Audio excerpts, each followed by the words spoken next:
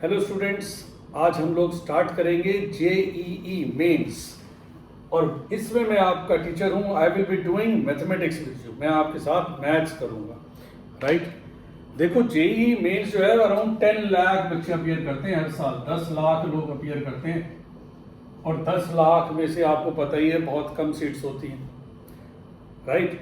तो अब आपको क्या करना, अगर आपको टॉप से 500 में आना है या टॉप 100 में आना है तो आपको बहुत सीरियस होना पड़ेगा, राइट।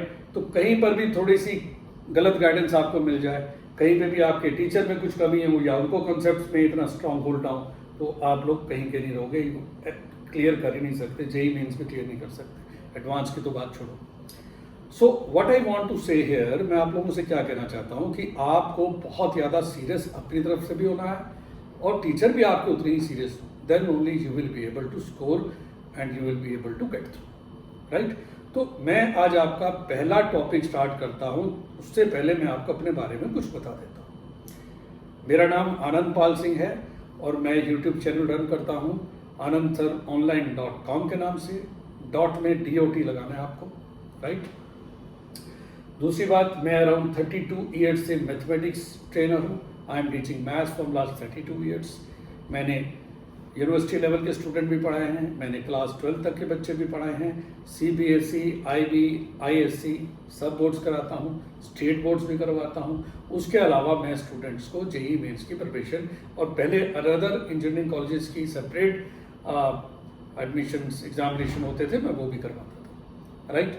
तो मेरे बारे में तो आपने जान लिया।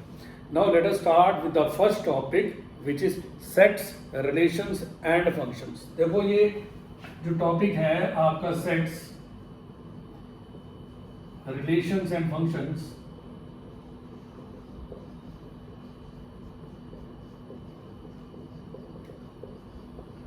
ये बहुत टफ टॉपिक नहीं है, लेकिन अगर आप इसको तरीके से, बेहतरीन तरीके से या बारीकी से नहीं जानते तो आप इसका क्वेश्चन ही क्रैक कर पाओगे।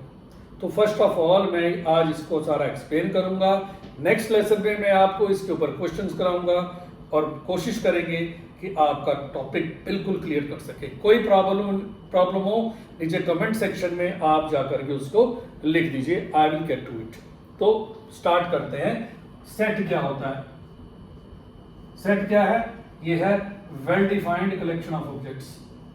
Well defined collection of objects. अब ऑब्जेक्ट्स का मतलब क्या है? नंबर्स भी हो सकते हैं, अल्फाबेट्स भी हो सकते हैं, स्टूडेंट्स के नाम भी हो सकते हैं, लेकिन वेल डिफाइंड होने चाहिए। वेल डिफाइंड से मतलब क्या है कि कहीं पर भी एडजेक्टिव इन्वॉल्व ना हो। जैसे कि आप कहें the set of most beautiful girls of our class, तो वो सेट नहीं है, क्योंकि आपकी नज़र में कोई और ब्यूटीफुल होगा और आपके दोस्त की नज़र में कोई और ब्यूटीफुल होगा।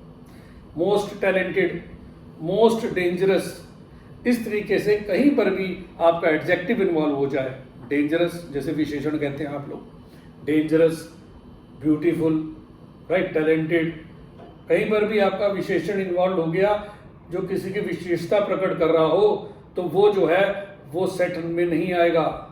So what is set? It is a well defined collection of objects, right.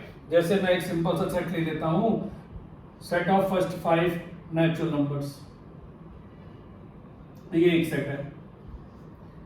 Set of batsman of Indian cricket team, present Indian cricket team, तो ये भी सेट हो गया।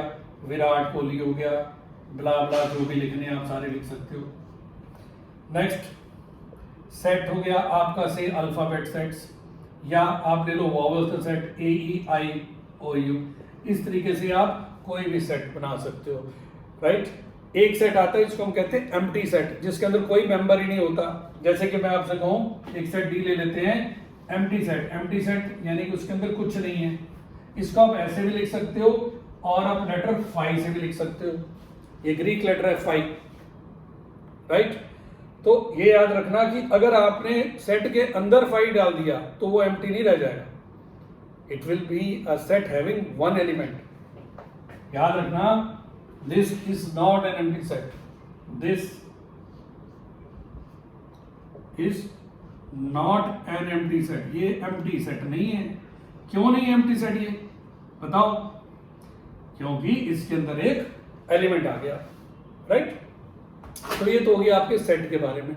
मैं अभी पहले आपको सारा डिटेल दे रहा हूँ, सेट क्या होता है, रिलेशंस क्या होता है, फंक्शन क्या होता है, फिर मैं आगे सेट के ऊपर क्वेश्चन थोड़े से कराता हूँ, थोड़ी सी आगे थ्योरी सेट की, थोड़ी रिलेशंस की, थोड़ी फंक्शन की। अब हम चलते हैं रिलेशन के ऊपर कि रिलेशन क्या चीज है।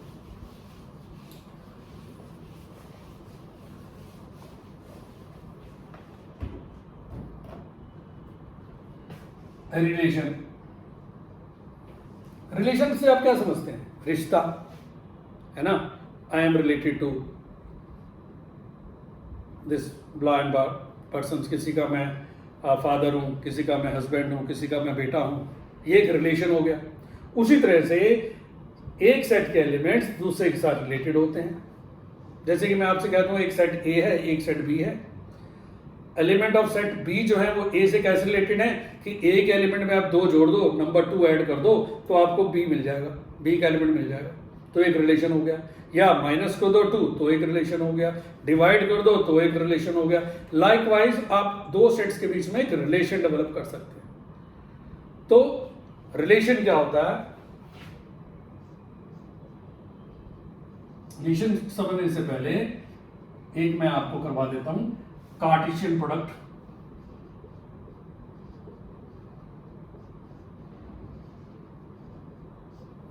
लाइक से एक एलिमेंट है 1 2 3, सेट में एलिमेंट्स ले लिए 1 2 3, दूसरे में ले लिए 4 और 5। तो कार्टेशियन प्रोडक्ट का मतलब क्या है? ये ऑर्डर्ड पेयर होते हैं, ऑर्डर्ड पेयर्स। ये ordered pair, what are this ordered pair? Basically Cartesian का आप समझते हैं ना, कार्टेशियन का मतलब क्या होता है? जो एक कोऑर्डिनेट सिस्टम के ऊपर अगर आप पॉइंट्स डालते हो तो कार्टेशियन प्लेन कहते हैं उसको, इसे कार्टेशियन प्लेन कहते हैं, जिसमें एक्सिस वाई एक्सिस से जो प्लेन बनता है ना ओरिजिन के साथ, ये कार्टेशियन प्लेन होता है। तो अगर मैं यहाँ पे लिख देता हूँ से 1,4, तो ये पॉइंट हो गया इन द कार्टेशियन प्लेन। तो जब मैं कहता हूँ कार्टेशियन प्रोडक्ट, तो कार्टेशियन प्रोडक्ट का क्या मतलब है कि आप ए को बी के साथ क्रॉस करोगे, यानी कि सारे ऑर्डर पेयर निकालोगे। पहला एलिमेंट ए से, दूसरा बी से, पहला क्या हो जाएगा 1 4, एक ये हो गया 1 4, एक हो गया 1 5, 2 4 2 5 और 3 4 3 5।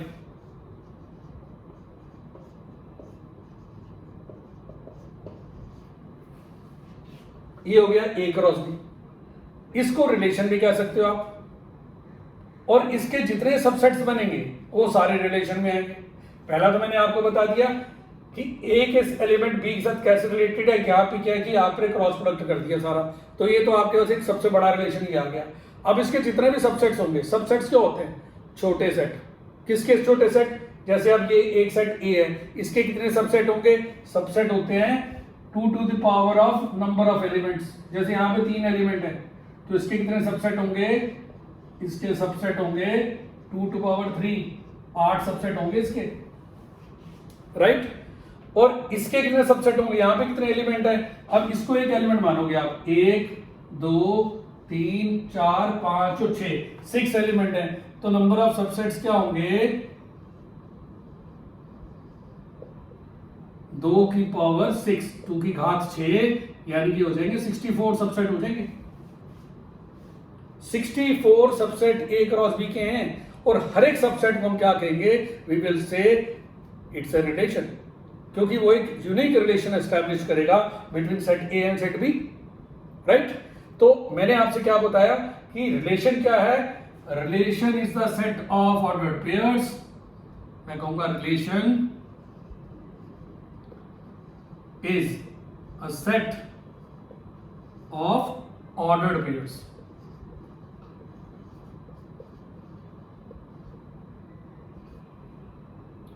Right? Of a subset A cross B. Relation is a set of ordered pairs of the subset of A cross B, where first element belongs to set A, second element belongs to set B, right? कोई भी book ले लो, कहीं से कोई भी book उठा लो, बहुत सारी बुक्स है मार्केट के अंदर, जो आपके पास है उसी को ले लो। मैं तो कंसेप्ट पे काम कर रहा हूँ, हर कंसेप्ट को करवाऊंगा और साथ के अंदर मैं आपको उसके बाद उसके ऊपर कुछ क्वेश्चन करा दूंगा, राइट। कोई कंसेप्ट बड़ा है तो उसके ऊपर ज़्यादा क्वेश्चन हो जाएंगे, कोई छोटा है तो उसके ऊपर छोटे क्वेश्चन हो जाएंगे, कम क्वेश्चन हो जाएंगे। मैंने तो इतना ही करवाना है। बाकी आपने क्या करना है, कंसेप्ट को पकड़ के ना फिर क्वेश्चन करना बहुत सारे, और फिर वो जो डाउट्स हैं वो मेरे को भेजना। अगर आपको एक्सक्लूसिवली मेरे से पढ़ना है, ऑनलाइन टीचिंग लेनी है मेरे से, तो डिस्क्रिप्शन में मेरा लिंक दिया हुआ, मेरा नंबर दिया हुआ है, उस पर आकर के मेरे से कनेक्ट करना। मैं आपको ऑनलाइन भी पढ़ा सकता हूँ, अगर आप मेरे पास रहते हैं तो ऑफलाइन भी पढ़ा सकता हूँ। मेरा एक इंस्टीट्यूट दिल्ली में है, एक मेरा गुड़गांव में है। आप मेरे से बात कर सकते हैं, मेरे को व्हाट्सएप कर सकते हैं, मेरे को मैसेजेस कर सकते हैं। मेरा नंबर नीचे डिस्क्रिप्शन में दिया हुआ है। सो आगे बढ़ते हैं। मैंने भी आपको कहाँ तक कराया, मैंने आपको बताया सेट क्या होता है। सेट एक well defined collection of object है। दूसरा मैंने आपको क्या बताया, कार्टेशियन प्रोडक्ट क्या होता है। आपने कार्टेशियन प्रोडक्ट भी समझ लिया, A क्रॉस B, जिसमें से पहला एलिमेंट A से है, दूसरा एलिमेंट B से है। देन ऑर्डर्ड पेयर्स, इसके ऑर्डर्ड पेयर्स कैसे बनाएंगे आप कार्टेशियन प्रोडक्ट के, ये बन गए ऑर्डर्ड पेयर्स। रिलेशन क्या होता है, इसके जितने भी सबसेट होंगे, कोई जितने भी सबसेट होंगे, नंबर ऑफ सबसेट्स क्या होते हैं, 2 to power number of elements, जिसमें ये वाला भी सेट इंक्लूसिव होता है, A क्रॉस B भी इंक्लूसिव है। तो टोटल जो होंगे 64 सबसेट्स होंगे, और each subset of the Cartesian product A cross B is a relation. अब आगे बढ़ते हैं। फंक्शन क्या होता है, फंक्शन को समझ लेते हैं पहले। फंक्शन क्या होता है, फिर हम करेंगे types of relation, types of functions. यहां पे हम क्लास को बंद करेंगे, नेक्स्ट क्लास में हम आपको आगे बताएंगे। थोड़ा थोड़ा करके रोज पढ़ते हैं, लेकिन आपको रेगुलर पढ़ना है। ये जो मैं ट्रेनिंग दूंगा ये 2 साल की ट्रेनिंग है आपकी, राइट। तो 2 साल तक मैं आपको लगातार पढ़ाऊंगा। आज पहला वीडियो है, 2 साल तक लगातार वॉच करो। जो बच्चे 11th में है वो करें, जो बच्चे 12th में है वो मेरे सारे लेसन जल्दी जल्दी देख लेंगे और जल्दी कर सकते हैं, right. So let us start. Functions, functions क्या है,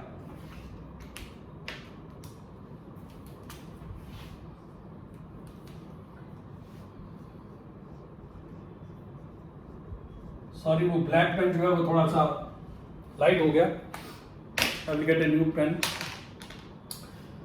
फंक्शन क्या होता है, फंक्शन भी रिलेशन में से निकलेगा। क्या सारे रिलेशन फंक्शन है? No, all relations are not functions. सभी रिलेशन फंक्शन नहीं होते। तो कौन से रिलेशन फंक्शन होते हैं, जिसमें पहला एलिमेंट रिपीट नहीं होता, in which the first element does not repeats. जैसे मैंने आपको लास्ट बताया था, एक रिलेशन बताया था, ए सेट में 1 2 3 एलिमेंट थे। फिर से लिख लेते हैं, सेट ए में 1 2 3 थे, सेट बी में 4 और 5 थे। मैंने आपको बताया एक रिलेशन 1 2 1 3 1 4 1 3 1 4 और 2 3 से। एक रिलेशन और लिख लेते हैं, 1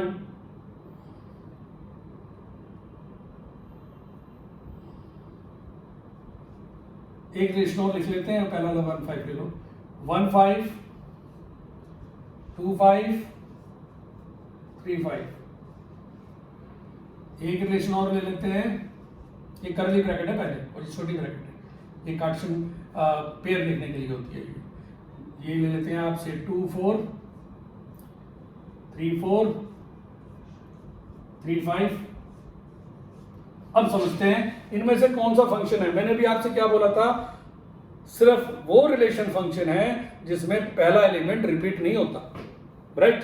तो यहां पे पहला एलिमेंट किसमें रिपीट हो रहा है, 1 5 1 4, 1 रिपीट हो गया ना, तो ये क्या हो गया, नॉट अ फंक्शन। ये फंक्शन नहीं है, ये फंक्शन नहीं है।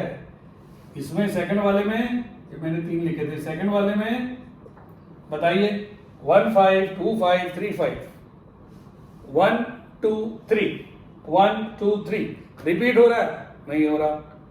तो क्या ये फंक्शन है? यस फंक्शन है। अब कुछ बच्चे सोचेंगे सर 5 तो रिपीट हो रहा है,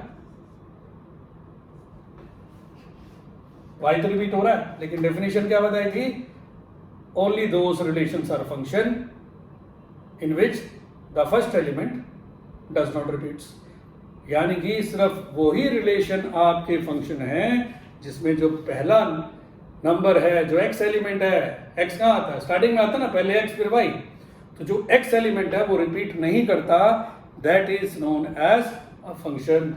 वाई रिपीट कर सकता है, कोई दिक्कत नहीं है, एक्स नहीं होना चाहिए। 1 2 3, यस 2 3 3, बोलो आंसर।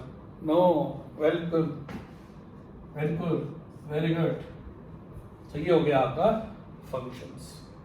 अब हम चलते हैं टाइप्स ऑफ रिलेशंस, फिर हम करेंगे टाइप्स ऑफ फंक्शन में, राइट। ये मेरा पहला लेसन है जेई के लिए। ध्यान रखिए, आपको सारे लेसन्स देखने हैं। अगर आपको अच्छा लग रहा है तो अपने दोस्तों को भी बताओ, इसको शेयर करो, सब्सक्राइब करो, वॉच टाइम, वॉच जरूर करना आपको, क्योंकि जब आप वॉच करोगे ना इसको, जितना ज्यादा इसको देखोगे उतना ज्यादा आपको समझ आने वाला। इसको ऐसे नहीं छोड़ना, इसको थोड़ा सा देखो, पॉज करो, अपने माइंड में उसको करो, राइट इट डाउन, लिखने के बाद दोबारा से उसको प्ले करो, play and watch, play and watch, right, फिर स्टॉप करो, फिर वॉच करो। इस तरीके से आपको चलना है, एक को अच्छी तरह से देखना है, कम से कम 3 से 4 बार, ओके। अब मैं आपको बताता हूं टाइप्स ऑफ रिलेशंस। रिलेशन के टाइप क्या होते हैं।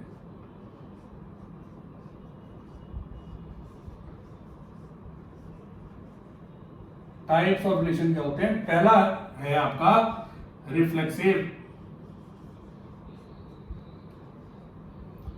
दूसरा है आपका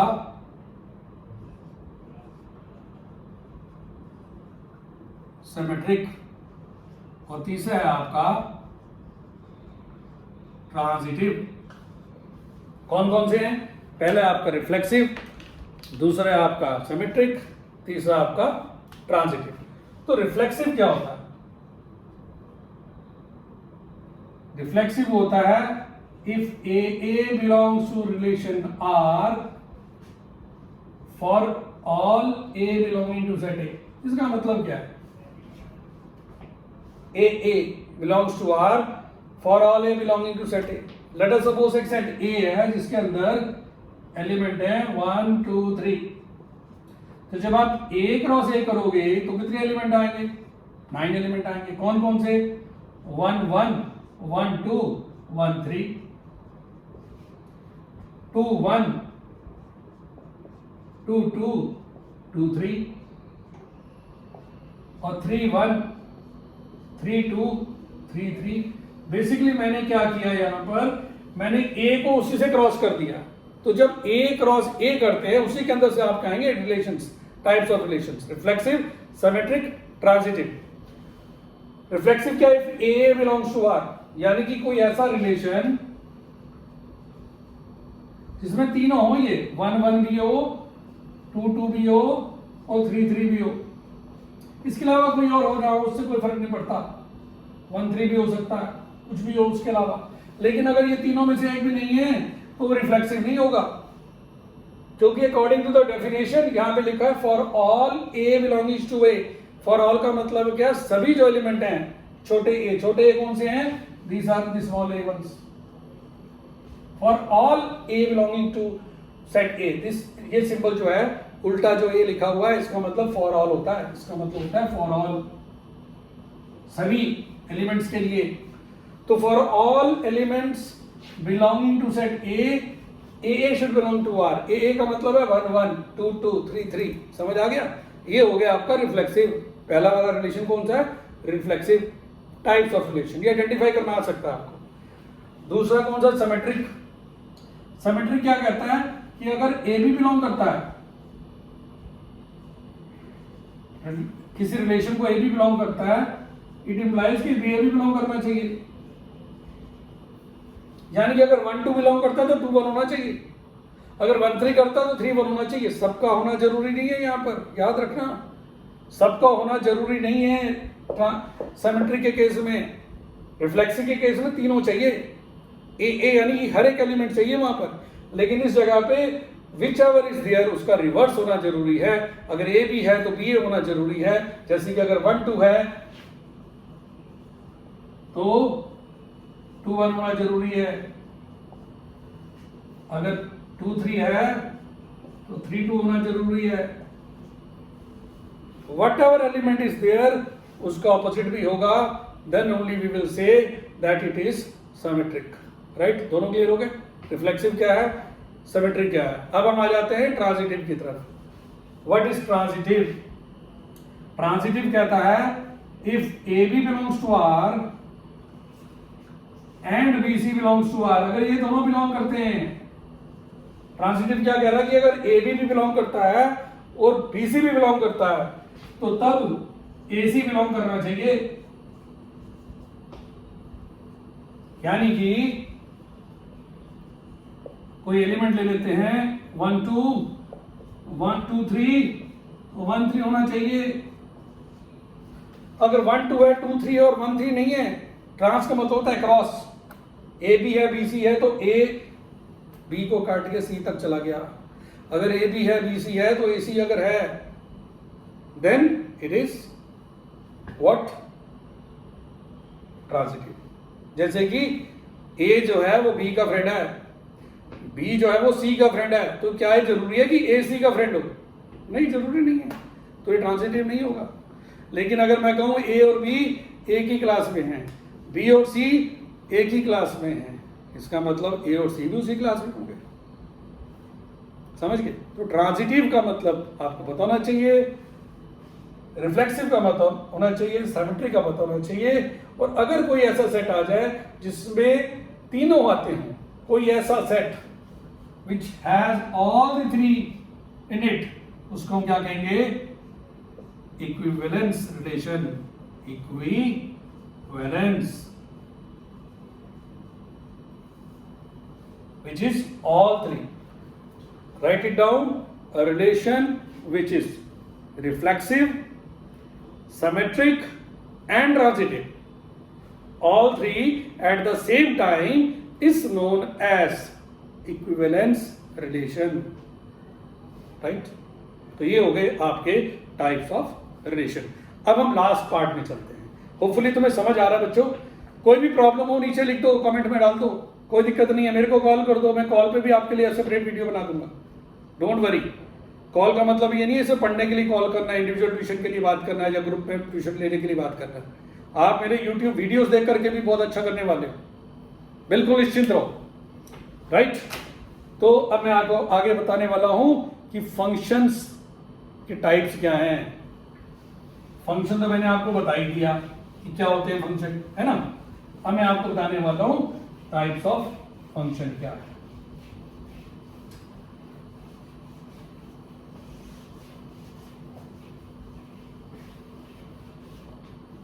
टाइप्स ऑफ फंक्शन कराने से पहले मैं एक चीज आपसे और कहना चाहूंगा। मेरे बहुत सारे स्टूडेंट्स ये कहते हैं कि सर हमें टाइम नहीं मिलता पढ़ने का, हम टाइम कैसे निकालें। तो बेटा ये इसके लिए मैं आपको एक गुरु मंत्र दे रहा हूं। जब मैं पढ़ता था अपने टाइम पर, या जो भी स्टूडेंट्स जो सक्सेसफुल हुए आज तक लाइफ में, get up early in the morning. मान लो आपको स्कूल जाना है, घर से निकलना है आपको 7:30 बजे, 8 बजे आपका स्कूल है। लेट अस सपोज कुछ के इवनिंग स्कूल्स भी होते हैं, लेकिन मान लो जिसको 8 बजे जाना है, उसके एक एग्जांपल दे देता हूँ, आप उसको आगे भी फ्रेम कर सकते हो। 7:30 बजे आपको स्कूल से निकलना है। पहले तो नहाने धोने और तैयार होने में 20 मिनट से ऊपर नहीं लगना चाहिए, इंक्लूडिंग ब्रेकफास्ट। इसके ऊपर प्रैक्टिस करो, 20 मिनट से ऊपर नहीं लगना चाहिए। राइट, अब आप कितने बजे उठेंगे? सुबह उठेंगे आप 4:45 बजे, 4:45, 4:45 का अलार्म लगाओ और 4:45 का अलार्म बजते उठ जाओ। हैबिट करनी पड़ेगी। इनिशियली आपको 4:45, 4:50, 4:55 और 5-4 अलार्म लगा लो। 1 बजेगा, दूसरा बजेगा, रिपीटेडली बजते रहेंगे, आपको उठना ही पड़ेगा। और जब आपके अंदर मन में इच्छा है तो अब उठने के बाद आपको क्या करना है? जैसे ही उठोगे, मुँह हाथ धोया, ब्रश किया, 5 मिनट्स लगे पढ़ने के लिए। अब एक बच्चों का प्रश्न आता है, सर हमारा तो पेट साफ नहीं होता, हमें तो आधा घंटा वॉशरूम में लग जाता है। तो बेटा इसके लिए डॉक्टर के पास जाओ। बहुत सारे मार्केट में चूरन आते हैं, गोलियां आती हैं, उसको एक तरीके से एक चूरन स्टार्ट करो, रात को 1 चम्मच खाओ गर्म पानी के साथ, सुबह तक बिल्कुल पेट साफ हो जाएगा, जाती हो जाएगा, वो समस्या भी दूर। मेरे कहने का मतलब है, मैं सिर्फ आपको टाइम बता रहा हूं कि टाइम कैसे निकालना है, राइट। अब आपने स्टार्ट कर लिया 5 बजे और 5 से लेकर 7 बजे तक 2 घंटे आपको मॉर्निंग में मिल गए। स्कूल चले गए, स्कूल चलने के बाद वापस आ गए, से आप 3 बजे के आसपास स्कूल से आते हैं, आधे घंटे में आते ही आप अपना लंच करिए, उसके बाद 1.5 घंटा सो जाइए। क्यों? थके हुए आए हो। टीवी के पास ही जाना, मोबाइल के पास ही जाना, अपना अपना नियम बना लो। 5 बज गए, 5 बजे अपना फिर से पढ़ने बैठ जाओ, 5 से लेकर के 8 बजे तक 3 घंटे लगातार पढ़ाई। 8 बजे उठे, थोड़ा सा वॉक पे चले गए, पार्क में चले गए, जैसे भी कहीं थोड़ा बहुत घुमाए, आधा घंटा, घर में आए, डिनर किया 8:30 बजे, 9 बजे फिर बैठ गए। 9 से लेकर के आपने 12 बजे तक 3 घंटे और पढ़ना है। अब आपको रात को कितने मिल रहे हैं? लगभग 5 घंटे सोने के लिए, और दिन में कितना मिल रहा है? 1.5 घंटा, 6.5 घंटे आप डेली सोओगे। और जब आपका वीकेंड आएगा, यानी कि सैटरडे और संडे आएगा, कुछ बच्चों की सैटरडे को छुट्टी भी होती है, संडे की तो सबको होती है, तब आपने क्या करना, बिना अलार्म लगाए आप सोएंगे। संडे का अलार्म नहीं लगाना, रात का रूटीन वही रखना है, लेकिन सुबह आपने आराम से उठना है, क्योंकि स्कूल जाना नहीं है, आवर्स आपको फिर निकल जाएंगे। तो इस तरीके से 6 घंटे की इवनिंग स्टडीज, स्कूल से आने के बाद 2 घंटे की सुबह स्टडीज, 8 घंटे आपके पास है। और कभी स्कूल नहीं जाना तो बीच में भी आप टाइम निकाल सकते हैं। जब इतना टाइम पुट इन करना शुरू कर दोगे,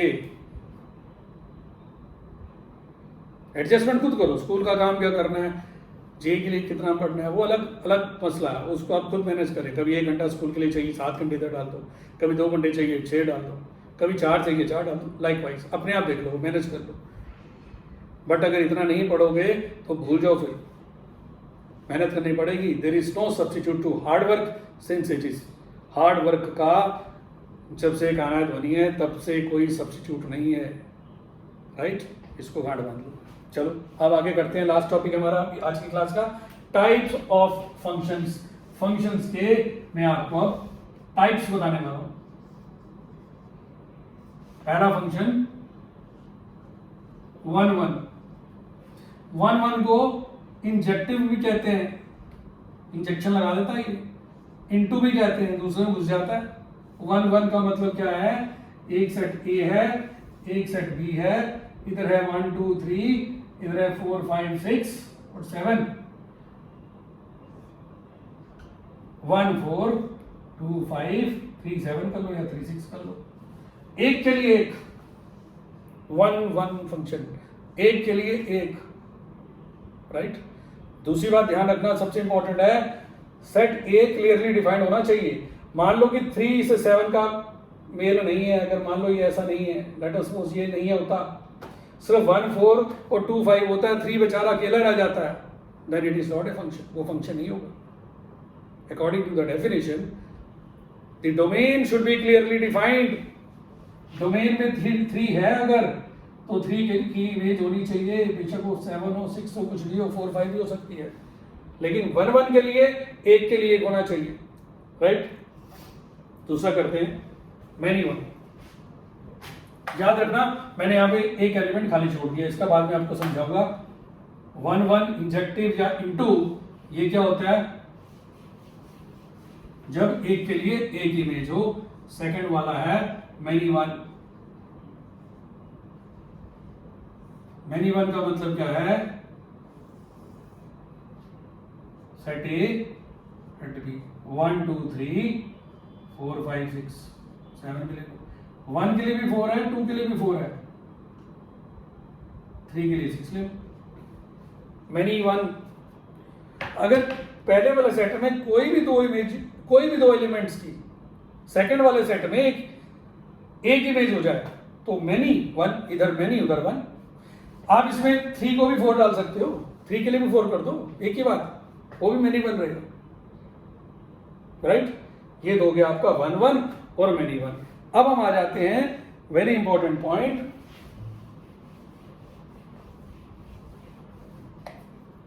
ऑन टू फंक्शन क्या होता है। ऑन टू का मतलब है सर्जेक्टिव। ऑन टू आगे दो तरीके का होता है, एक होता है मैनी वन ऑन टू, एक होता है वन वन ऑन टू। पहले मैं लिख देता हूं many one on to. Many one on to का मतलब जैसे कि आप समझ रहे हो, मैनी के लिए वन है, मैनी के लिए वन है, वन के लिए फोर है, टू के लिए इतना है और थ्री के लिए फाइव है। ऑन टू का मतलब यह है कि रेंज भी क्लियरली डिफाइंड है, रेंज में कोई एक्स्ट्रा एलिमेंट नहीं है। पहले मैंने क्या किया था, एक्स्ट्रा एलिमेंट छोड़ दिया था, जानबूझ के छोड़ा था, नहीं तो ऑन टू हो जाता। अब यहां पर अगर हम देखते हैं इसकी डोमेन, अगर हम लिखते हैं डोमेन, तो पहले एलिमेंट पहले जो सेट है वो डोमेन होती है, वो तो पूरा ही होगा।